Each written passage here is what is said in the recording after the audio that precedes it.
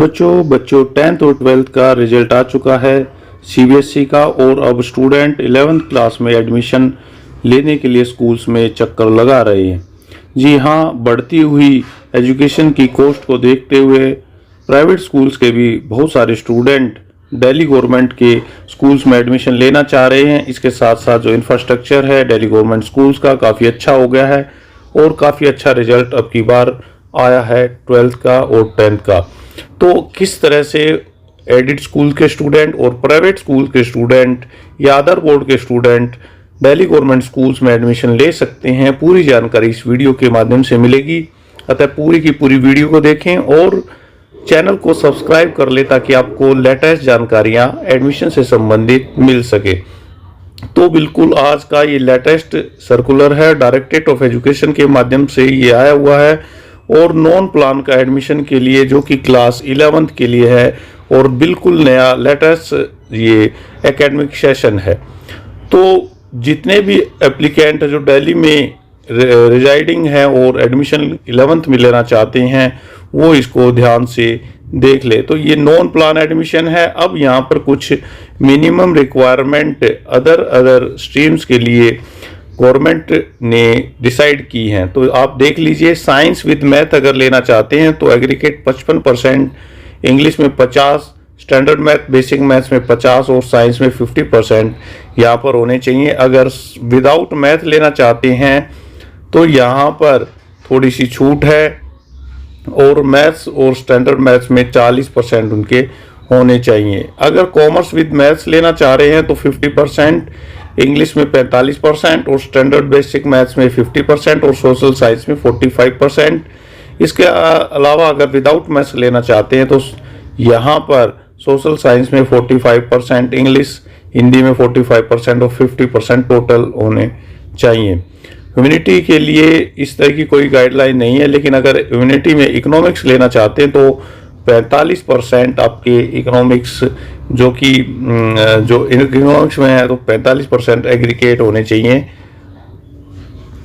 अब बात करते हैं कि जो रिलैक्सेशन है, यहाँ पे 5% की छूट head of the government school दे सकते हैं। इसके अलावा SC ST OBC minority, non creamy layer, Kashmiri migrants, इनके लिए भी 5% की छूट है। स्पेशल एबल्ड जो स्टूडेंट्स हैं उनके लिए भी 5% की छूट है। यहाँ पर जो NIOS के बच्चे आना चाहते हैं तो उनके लिए 55% के लिए जरूर से जरूर उनके मार्क्स होने चाहिए और मिनिमम उनके एग्रीगेट 5% जो मेन हैं सब्जेक्ट्स वहाँ पर होने चाहिए। Skill subject, humanity without skill subject and with 50% marks of above in the aggregate of 5 main subjects. तो ये मेन चीज़ें हैं जो कि आपको देखनी है और कई फेजेज में ये जो है शेड्यूल होगा। और यहाँ पर आप देखिए कि किस तरह से ये साइकिल्स हैं। तो first cycle, second cycle, third cycle 22/5/2024 को 12 बजे के बाद में ये शुरू हो जाएंगे और 7/5/24 तक फॉर्म भरे जाएंगे, ऑनलाइन फॉर्म भरे जाएंगे। सेकंड साइकिल में 1 जुलाई से लेकर के 10 जुलाई तक, थर्ड साइकिल में जो है वो 1 अगस्त से लेकर के 10 अगस्त तक फॉर्म भरे जाएंगे। यहाँ पर अलॉटमेंट आपका देख लीजिए कि कब कब ये अलॉटमेंट है। और display of allotted schools 18/6/24 first, 22/7/24 और 20/8/24 ये आप अलॉटेड रहेगा। इसके अलावा जो डॉक्यूमेंट्स हैं वो भी आपको इन डेट्स के अकॉर्डिंग सबमिट करने हैं, फर्स्ट और सेकंड और थर्ड साइकिल के अनुसार। यहाँ पर जो प्रोसीजर है वो आप देख लीजिए कि किस तरह से आपको करना है। ये एडुडेल की वेबसाइट है। यहाँ पर फिर उसके बाद में गवर्नमेंट स्कूल एडमिशन में जाकर के आपको जाना है और ऑनलाइन फॉर्म भरना है। बिल्कुल आसान है फॉर्म भरना, आप मोबाइल पे भी इसको भर सकते हैं। लॉगिन आईडी और पासवर्ड आपको यहाँ पर प्रोवाइड किया जाएगा। तो अगर आप कहेंगे तो इसका भी प्रोसेस पूरा बता दिया जाएगा। SMS के माध्यम से आपको रजिस्टर्ड मोबाइल के बारे में पता चल जाएगा। अगर कोई गलती होती है तो उसको डिलीट करके आपने दोबारा से रजिस्ट्रेशन फॉर्म भरना है। आप देख सकते हैं बिल्कुल लिखा हुआ है फ्रेश एप्लीकेशन, उसमें देना पड़ेगा। अगर एक बार कैंडिडेट रजिस्टर हो जाता है तो वो सारे की सारी जो डिटेल है वो डीडी जोन के पास, जो डिप्टी डायरेक्टर ऑफ एजुकेशन है, उनके पास वो रिफ्लेक्ट हो जाएगी और उसके बाद फिर अलॉटमेंट का कार्य शुरू हो जाएगा, जिसमें एक कमेटी बनाते हैं डीडी जोन, जिसमें 3-4 HOS होते हैं, SMC मेंबर होते हैं और वो स्कूल्स को अलॉट करते हैं। तो यहाँ पर अपने प्रेफरेंस स्कूल्स आपने रखने हैं उसमें, और उसके अकॉर्डिंग ही आपको वो जो स्कूल्स हैं वो अलॉट किए जाएंगे। इसलिए जो जोन है उसके लिए ये प्रोसेस है। यहाँ पर कुछ एज रिस्ट्रिक्शन भी है और वो एज क्राइटेरिया क्या है वो भी मैं आपको बताऊंगा, पूरी वीडियो आप ध्यान से देखें। तो एज क्राइटेरिया का जो था वो 19/9/2016 में एज रिलैक्सेशन के लिए आया था। वो सारी की सारी डिटेल आप इसमें देखेंगे। यहाँ पे SLC आपको होनी चाहिए, मार्कशीट होनी चाहिए। अब यहाँ पर आप देखेंगे कि वो क्या है जो कि ये कुछ डिटेल्स हैं जो कि HOS को तैयार करनी है।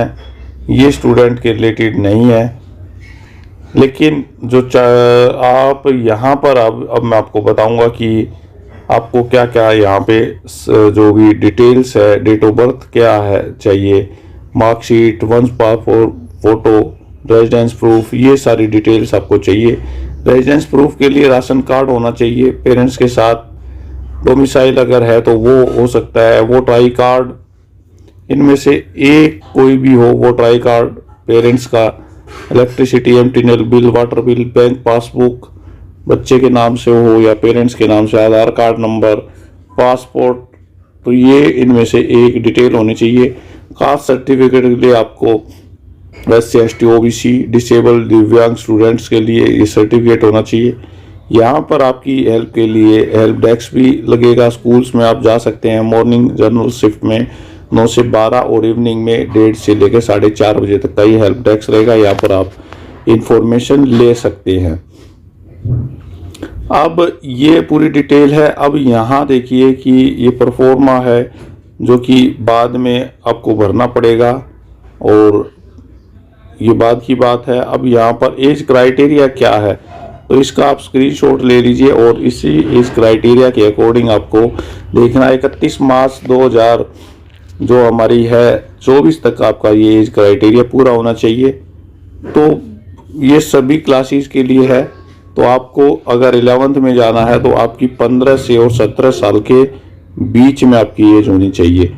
तो अदर स्टूडेंट भी इसको देख सकते हैं। यहाँ पर 1 मंथ के लिए मैक्सिमम रिलैक्सेशन भी मिल सकती है, कम और ज़्यादा में। और अगर 6 महीने की head of the school maximum age limit में भी छूट दे सकता है। तो आप यहाँ पर HOS के पास जाकर के ये बात कर सकते हैं, गैप नहीं होना चाहिए। तो ये मेन डिटेल्स थी आपकी। और CWSN स्टूडेंट्स के लिए भी यहाँ पे कुछ सहूलियतें हैं। तो ये पूरी की पूरी जानकारी आप सभी के लिए है। आप अपने दोस्तों को शेयर करें, आप अपने स्कूल्स ग्रुप में भी शेयर करें ताकि स्टूडेंट्स ज़्यादा से ज़्यादा एडमिशन लें और जो टीचर्स का भी यहाँ पे ज़्यादा से ज़्यादा भर्ती निकले, स्टूडेंट्स भी पढ़ाई करें और उनके ऊपर जो अनावश्यक बोझ है वो भी उनका दूर हो जाए। तो साथियों, किस तरह आपको कैसी वीडियो लगी कमेंट सेक्शन में ज़रूर बताएं। आप अगर नए हैं तो चैनल को सब्सक्राइब कर लें और दूसरी किस तरह की वीडियोज़ आपको चाहिए वो आप कमेंट सेक्शन में लिख सकते हैं। नेक्स्ट वीडियो के साथ मैं फिर से हाजिर होऊंगा। जय हिंद।